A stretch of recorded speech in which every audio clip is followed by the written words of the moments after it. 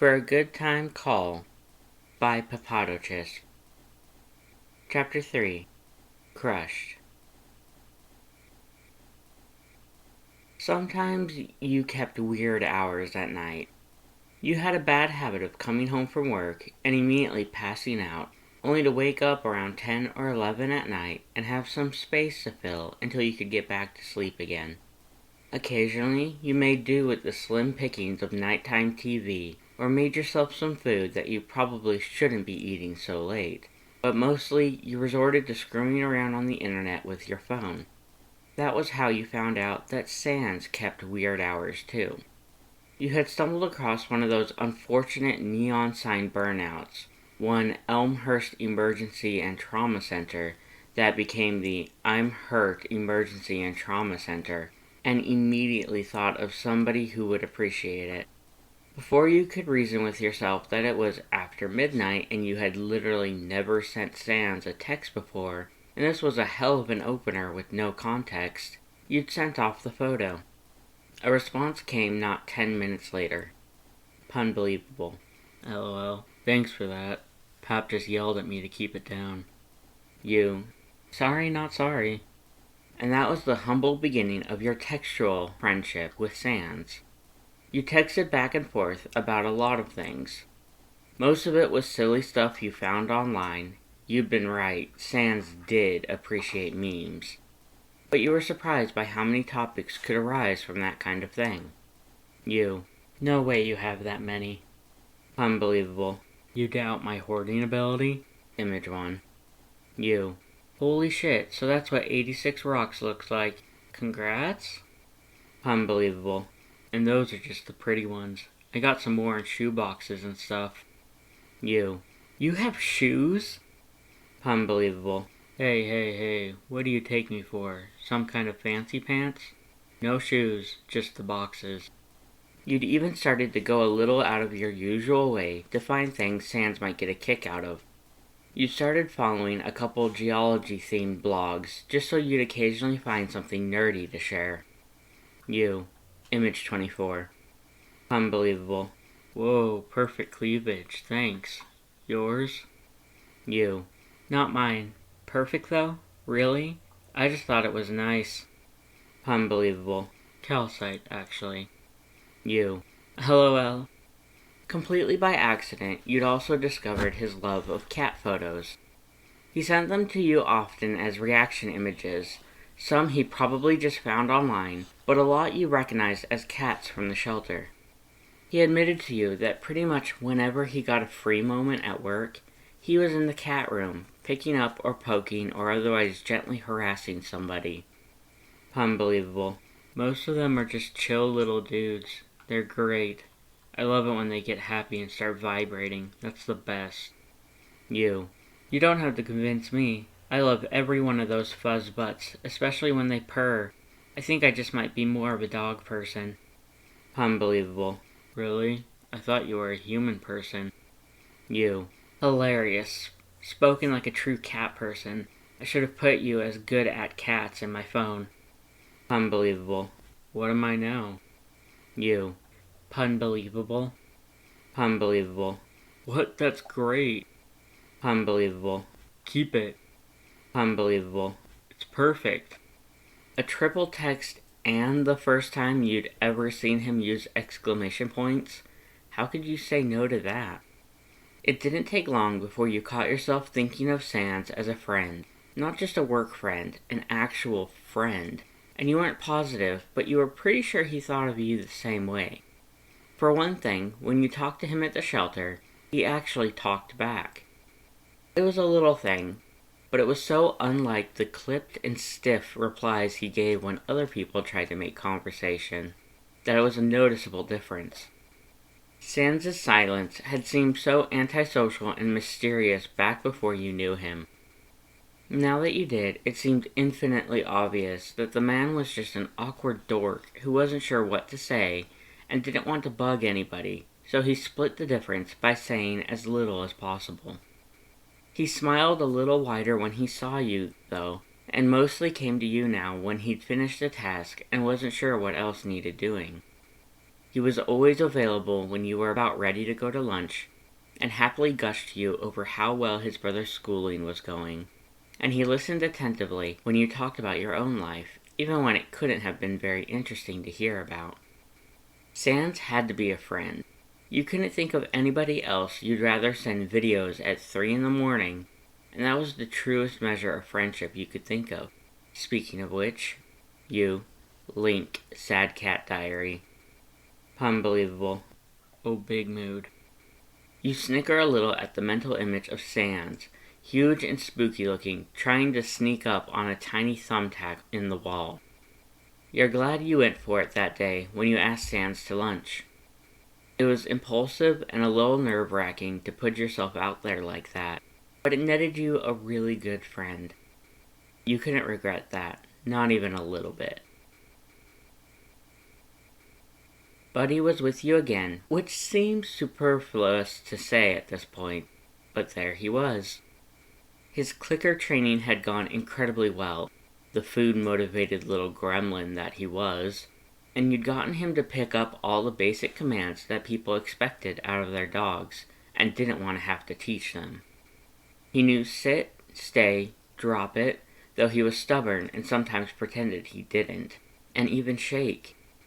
He had also pretty quickly picked up when and where he was supposed to do his business, and after all the socialization you'd been doing with him, he didn't flinch or shy away from being touched by people anymore. With all that and his clean bill of health from the vet, Buddy was almost ready to go up for adoption. There was just one small formality left on the list to check off, and it was how Buddy interacted with other animals. Since he spent so much time in the dog room around other dogs, you already had a pretty good idea of how he was with his own species, so you'd gotten your boy leashed up, asked Sans to snag a couple cats for you, and met in the playroom. Based on Buddy's walk a while back, you had a feeling you knew how this would go, but better to get it all done according to the shelter's protocols. Sans was standing there waiting for you when you and Buddy walked in. At your advice, he grabbed Snickers and Button, two of the more easygoing cats you currently had with a history of not batting the shit out of curious dog noses. You had to cover a laugh at the sight of Sans, though. Button was fully latched onto Sans' arm, all 4 limbs wrapped around it, while she chewed at the cuff of his sleeve, and Snickers had perched herself up on his shoulder to paw at his face, while he ineffectively tried to lean away. "You good over there?" you asked, just to cover your bases. "Yep, as you can see, I'm a ladies' man." You bent down, undoing Buddy's leash and giving him a quick pat. "Would you be offended if I made the obvious drowning in pussy joke?" "Yes, I would," Sans said. "That's just vulgar, lowbrow. Have some class, would you?" You laughed, which had clearly been Sans' intention. He grinned proudly, even as he knelt and tried to shoo the cats off his body, a little easier to do now that there was something else for them to focus on. Buddy, for his part, was reacting pretty much exactly how you'd expected. He was alert and very obviously curious, but also extremely unsure about these small, bendy-looking dogs that were fearlessly trotting up to him. "You think he'll be alright?" You shrugged. "I think so," you decided, more or less. "I wouldn't put him down as a great choice for homes with other pets, but if they're friendly like the girls here, I don't think he'd be in trouble." Buddy had mustered enough courage to give Snickers a good sniff, only to recoil a little as she sniffed him, something that was obviously uncalled for and totally unpredictable. "That's what this is for, yeah?" Sans asked, and you turned to face him. "You're seeing what kind of place he'd be a good fit for?" "Yeah, I mean, that's pretty much what we've been doing the whole time he's been here. Adoption's the goal. We don't have as many rules and procedures as a rescue, but we still want everybody to end up somewhere good." Sans' red eye moved from you to the animals. Button was trying to loop around Buddy's feet, which Buddy was not sure he was totally cool with.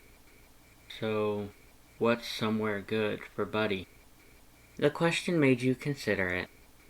Well, he'd probably need somebody a little patient.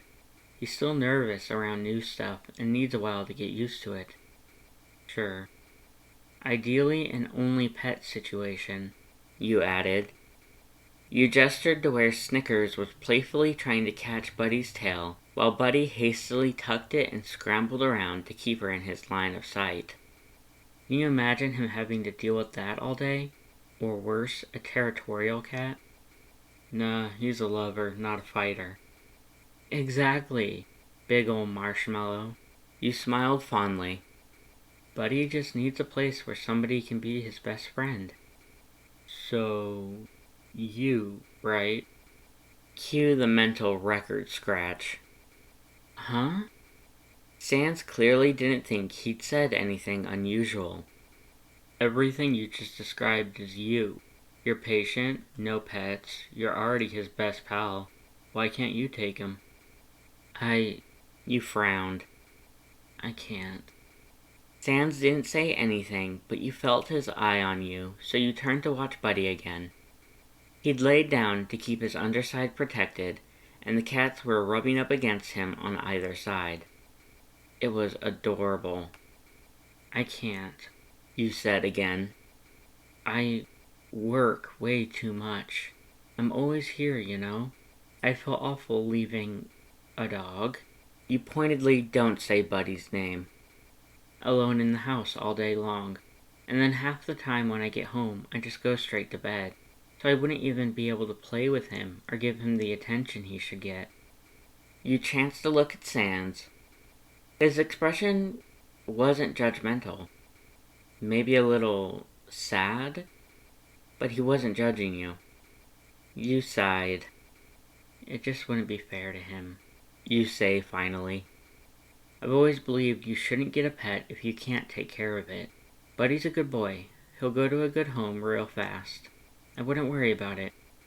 If you say so, Sans replied eventually. Guess I just always wondered why you didn't have your own pet when you take care of him all day. I know I thought having a pet was pretty cool. Was? Oh no. Did you lose a pet, Sans? You shouldn't be so surprised. The monsters went through hell underground. It should follow that no one was exempt from it, not even pets. But the thought still hurt your heart. Yeah, Sans said, and you ached with sympathy. You reached out to put a comforting hand on his arm when he continued. Pap and I used to have a pet rock. Your expression flattened. What do you mean, used to? You demanded. You've got like 100 pet rocks.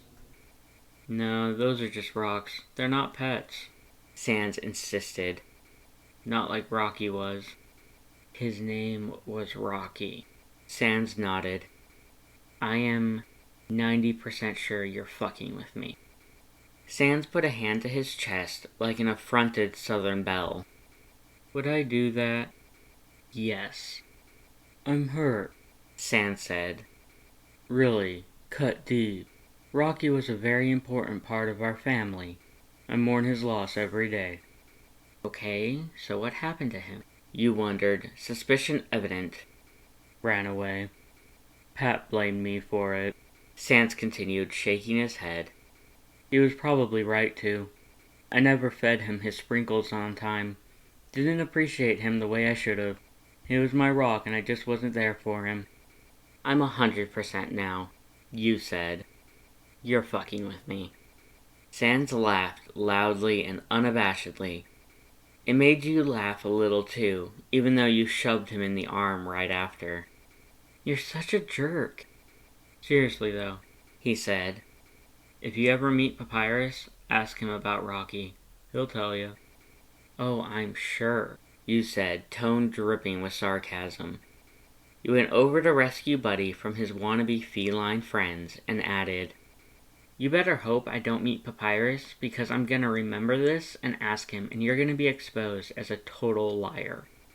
It wasn't until you'd gotten Buddy's leash back on and body blocked your poor dog friend a little from Button and Snickers that you realized your designated cat wrangler hadn't answered you. Sans? He had his phone out and a serious expression on his skull as he penned something in. You'd learn only a week back that he kept a lot of reminders on his phone. He said it had been a major lifesaver to have something with him that could remember important dates and times for him, even when he couldn't. "Did you forget something?" you asked him gently. Sans took a second to reply. "No, just remembered something I want to do later. Don't want to forget about it." "Okay." You didn't dwell on it. "Can you get Heckle and Jekyll here for me? I think Buddy's had enough friendship for today." "Yeah, sure." Sans scooped up the cats for you with only minimal mewing as protest, and you gave Buddy a scratch at his neck. "Good boy," you reassured him, leading him back to his kennel. You were a little distracted, trying to decide how his adoption description should go. You'd post it on the shelter website before you left work today. The next day had you feeling a little annoyed. A new employee started today, somebody else's young relative if his last name and obvious resemblance to your coworker were any indication, and no one had ever made you hate nepotism so much in your life. You tried to rein it in. He was young and it was literally his first day, probably his first ever job, and you knew there was always a learning curve. You wanted to respect that, but you might feel a little more forgiving if it seemed like he even sorta cared about the shelter and what you all did here. You couldn't speak to anyone else's experience with him, but every time so far you tried to show him where something was, or what the procedure is for such and such, he was looking off into the middle distance and nodding his head when he thought you were looking for an answer. His phone buzzed once while you were talking, and he broke direct eye contact with you to respond to it. You knew right then that he was somebody only in it for the paycheck. You didn't think there was anything wrong with that. A job was a job, but he could at least have some decorum and try to look like he wasn't bored of being there right in front of the person training him. It was even worse because today was a day Sans wasn't working. You couldn't even complain to him about the new guy, or ask him to cover all the stuff he probably wasn't doing that you'd have to go do yourself later. Needless to say, you were already in a not-so-great mood when he came up to you in the middle of the litter box emptying around mid-afternoon, asking for your attention by the wrong name. You didn't bother to correct him. "Yeah, I can take a minute. What's up?" "The front desk girl called back. She said a guy wants to see a dog." Helpful. "Did she say anything else?" you prompted. "We got a lot of dogs here." He squinted, seeming to think about it. I think it was Buddy, or something like that." You weren't quite prepared for the way your stomach dropped when he said the name. To cover it, you spoke quickly. "Okay, thank you. I'll go handle that. Can you finish cleaning the litter boxes for me?" He sighed deeply, muttering, "I guess." But you were already shucking off your gloves and heading to the sink to wash your hands. You could comfort yourself later with the knowledge that this guy couldn't possibly last long here with an attitude like that. Oh God. You knew this was coming. You'd written up a great description for the website, and Buddy sat for his picture like a professional model. One ear flopped and the other pointed up with his pretty blue eyes and his tongue lolling happily out of his mouth. He was a good boy and a beautiful dog. You knew he'd get adopted quick. You just hadn't thought it would be so soon. It's not like you hadn't gotten attached to dogs before.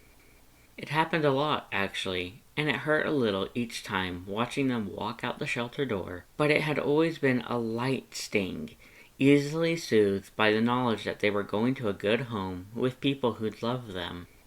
But you had a terrible feeling that Buddy was going to hurt a lot more. "How come you're different, you little stinker?" you asked him, opening up his kennel and stepping in. Buddy seemed oblivious to your sudden distress. He all but hopped off his cot when he saw you and the leash in your hand, his tail wagging while he sniffed at your pant leg in greeting, And oh stars, this was going to be the last time he ever did that. You got down on your knees to put his leash on. Come on, you gotta be a good boy. We're gonna go meet your new dad. Because really, there wasn't a question of if. It was like you told Sans. There wasn't really a screening process or applications needed to take home a pet from here. If you liked a dog, filled out the single sheet of paperwork, and paid the fee, that was your dog. And who wouldn't like a sweetheart like Buddy once they met him? You took a deep breath and got back to your feet. Alright, you said, mostly to yourself. Alright, let's go, Buddy. The walk over to the lobby seemed shorter than it had ever been. You had to force yourself not to stop right before the doorway for just a minute, knowing damn well that it wouldn't be just a minute. When you got there, there was only one person waiting in the lobby, and the sight of him nearly made you drop the leash. He was a skeleton. If you'd thought Sans was a big guy, the sight of this man, scrunched into the almost comically small waiting chairs, had instantly disabused you of the notion. It was hard to get a bead on exactly how tall he must be, since he was seated so politely with folded hands, but you'd guess he might be actually double your height, if not taller.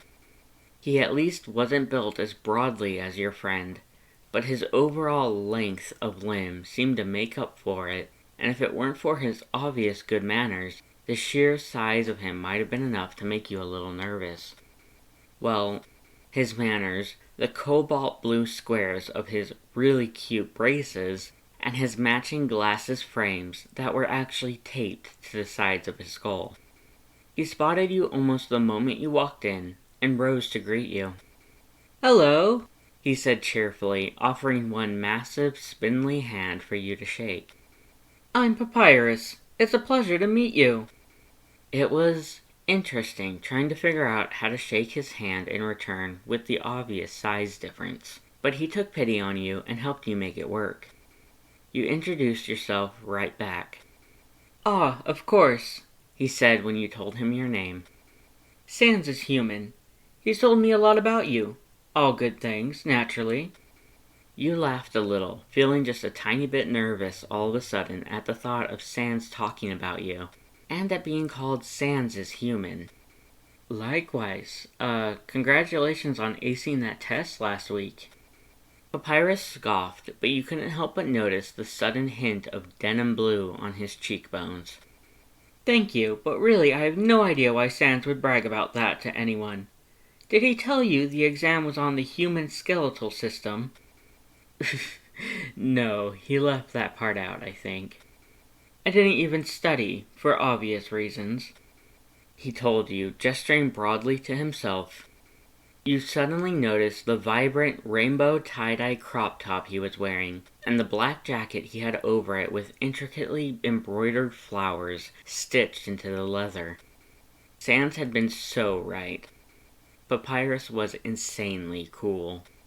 "We're getting off topic," he declared, bending further from his already hunched position to look at the dog beside you. "This must be Buddy. Hello." Buddy's nose went straight into the hand Papyrus reached out to him, sniffing with vigor as always. "Ah, you smell my bone cologne. You must be a dog of excellent taste, a connoisseur of fine smells." You couldn't help your smile. "Buddy certainly is that," you agreed. The cold dread that had pooled in your gut at the thought of Buddy being adopted today had curiously disappeared, and it left you feeling lighter than air. "Why don't we all head to the playroom for a bit? You can interact with him a little better in there than in the lobby." "Excellent suggestion," Papyrus said. "I would be delighted." The skeleton followed you further into the shelter, ducking under door frames blatantly not built with his height in mind. You were glad that the playroom had a high ceiling, so everyone would be comfortable there. As soon as you were all through the door, you unclipped Buddy's leash and wrapped it around your hand.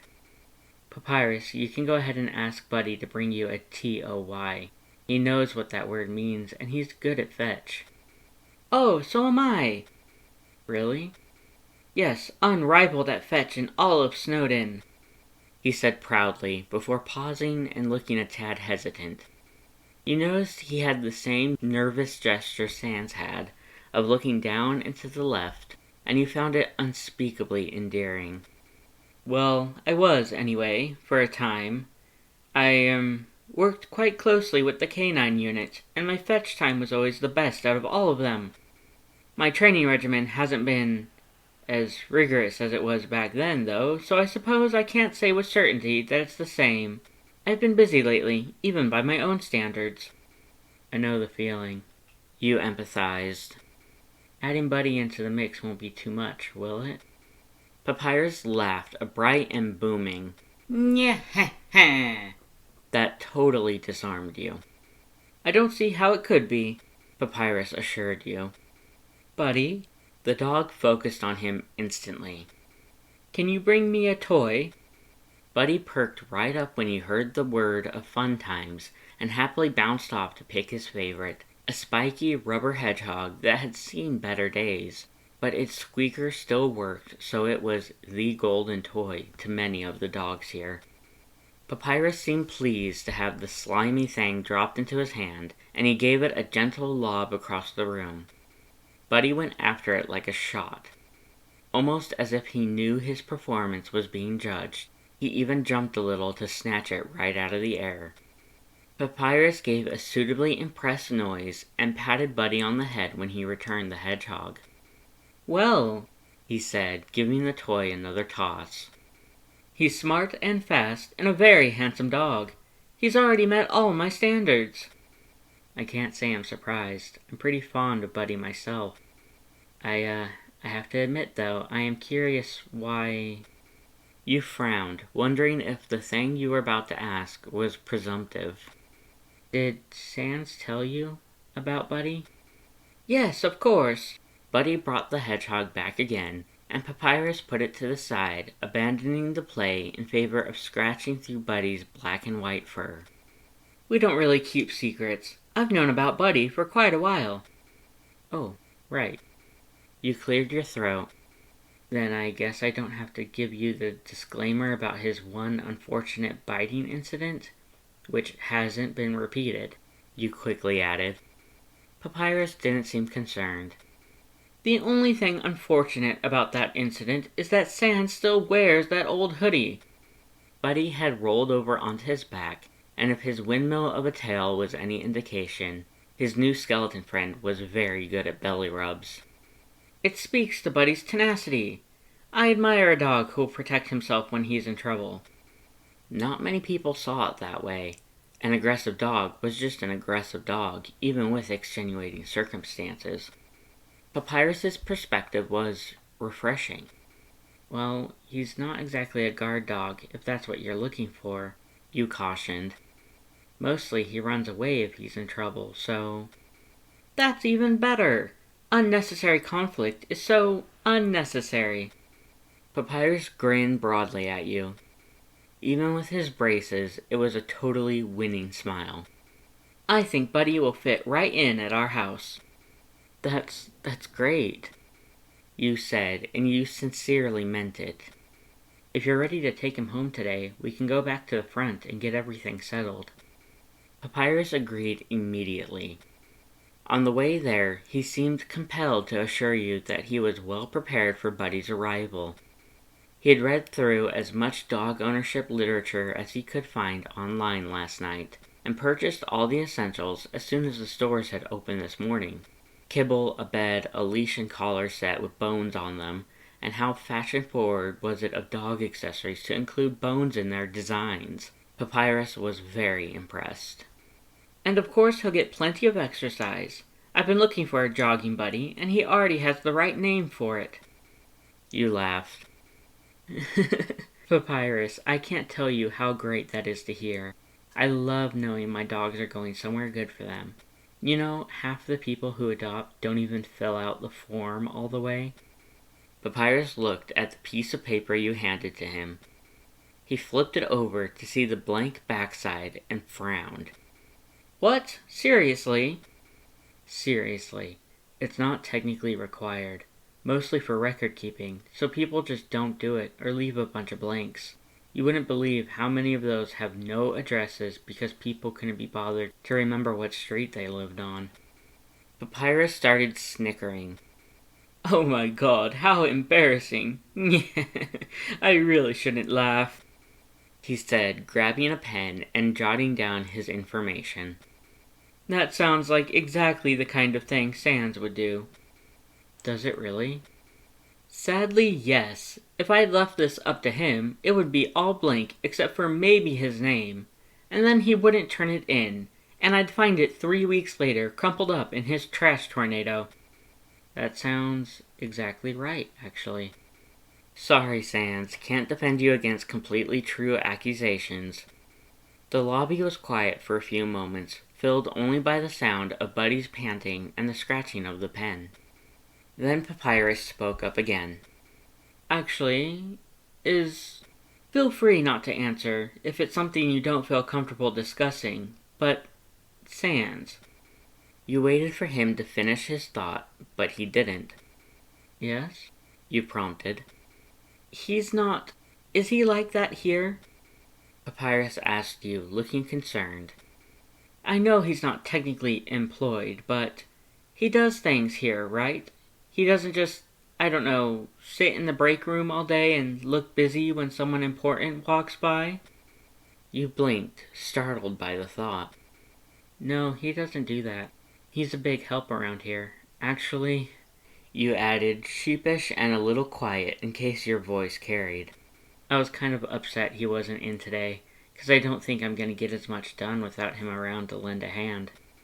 You may as well have told Papyrus it was his birthday and every other holiday combined into one. Really? Oh, that's great! He pressed a hand to his chest and heaved out a relieved sigh. You weren't quite sure how that worked with a skeleton, but there it was. I'm so glad he's being productive. I knew this place would be good for him. He's even made 2 wonderful friends. Oh, that meant you and Buddy, didn't it? You think you might be flushing a little, but try to play it cool. You and Papyrus get the adoption fee and all the other logistical stuff taken care of, and soon enough. That's it, Buddy's all yours, free and clear. Thank you so much for your assistance, and obviously, call me anytime. You paused. Call you? Yes, of course. My number is on the form. Papyrus seemed to notice you were still confused. Sans mentioned you may want to come visit Buddy from time to time. You seem almost as busy as I am. We'd probably need to align schedules at some point to make it work. Sans mentioned. You put a pin in your train of thought. Hesitantly, you got out your phone and pulled the piece of paper closer. Are you sure that's all right? I can't say I don't want to see Buddy again sometime, but... Nonsense! Any friend of Sans is welcome over whenever. Papyrus gave another quick pat to Buddy's head. And any friend of Buddy is doubly welcome.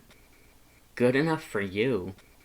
You put his number in your contacts just under Papyrus for now. You know, you said as you did so, we could be friends too, if you wanted. When you looked up from your phone, you found Papyrus staring at you like he didn't know what to say. Really? Sure. Offering to be friends with somebody shouldn't have been able to put a look of such touched elation on their face, but there was Papyrus looking like you just offered him the moon in a few short words. Oh, well that's fantastic. I accept. He was blushing blue again, even as he laughed that cute laugh of his. A friend, wowee! He seemed to remember Buddy at his feet. 2 friends, what a day! I'm sorry to leave so suddenly, but I think I have some energy to run off right now. Do you mind? Not at all, you promised. Go bond with your new dog. I will, and thank you again. Come along, Buddy. Buddy spared a glance at you, seeming to wonder why you weren't coming with, but he wasn't concerned enough to hesitate more than a second before trotting after Papyrus out the door. Buddy didn't need to worry about never seeing you again, after all. Neither did you, for that matter. all thanks to a certain meddling skeleton. A skeleton that you called the second you went off the clock for lunch. "Hello?" he answered after a couple rings, sounding a little like you'd just woken him up. You didn't waste time feeling guilty about it. "Hey, did you tell your brother to adopt Buddy?" "What? No." "Really? Because he said..." "Look, I don't tell Papyrus to do anything," Sans said flatly. "But maybe I did mention that the cool dog was up for adoption, the one who tried to eat my terrible jacket that Pap hates, and that my pal at the shelter might be a little, sad if he went real far away and they couldn't see him anymore. If he decided to go pick Buddy up after that, that's just serendipity, you know?" You huffed out an incredulous breath. "I can't believe you did that." "Did what?" "You adopted a dog for me." "He's a good dog. Papyrus can tire him out when he's not at work or studying, and I'm not at the shelter every day, so I got him the rest of the time. That's what you were worried about, right? Buddy getting left alone too much?" "Well, yeah." "So, problem solved, right? Plus, you can have visitation and stuff, long as you pay child support." You snorted loudly. "Child support?" "Yeah, child support. He was your son first." "He's not my..." "What even is child support in this scenario?" Sans sounded like he was thinking it over. Lunch for a month?" "You're kidding." "You're right, 2 months." "That's not how haggling works." "Driving a hard bargain, huh? Okay, a week." You finally broke down giggling. "Fine," you laughed. "Fine, a week." "Oh, nice. I didn't think that would actually work." What a goober. Oh my god. Okay, sorry to bug you on your day off. You can go back to bed now, I guess. Bold of you to assume I ever left it. And Sans? Yeah? Thanks. It seemed weak, not enough of a word to convey the warm gratitude you felt bubbling up in your chest when you thought about what he'd just done for you. Him and his brother both. It was weak, but it was all you could think to say. "Forget about it," Sans said simply. And that was that. You got on with your day, going to lunch, coming back and dealing with your duties, and that damn new guy. But the whole time, in the back of your mind, you were thinking, he adopted a dog for me. He sent Papyrus to adopt Buddy so I wouldn't be sad. You were starting to think that maybe you were in trouble here. Your relationship with your pretty good friend was starting to feel an awful lot like a crush. Later that night, Sans texted you first. Punbelievable. "Hey, sounds like you made my bro real happy today. Thanks. He deserves to have more good stuff in his life." So do you, was your first thought, but something told you Sans might not see it your way. You. "Sure, he's as cool as you said he was, but don't think you're off the hook about that Rocky thing, because I forgot earlier. I'm gonna ask him next time, and then you're busted." Punbelievable. LOL. You had almost mustered enough irritation to be playfully annoyed at him when he sent another message. Punbelievable. Image 13. It was a picture of Buddy curled up on a bare mattress in a dark room, Sans' room, with a big bony hand settled on his withers mid-fur ruffle. Punbelievable. Somebody's making himself right at home. Guess life over here ain't so rough. Okay, yep. You were crushing. Hey guys, Mel here. Thank you so much for listening. If you enjoyed it, please like this video, and if you want to see more, consider subscribing. I look forward to bringing you the next chapter. Bye!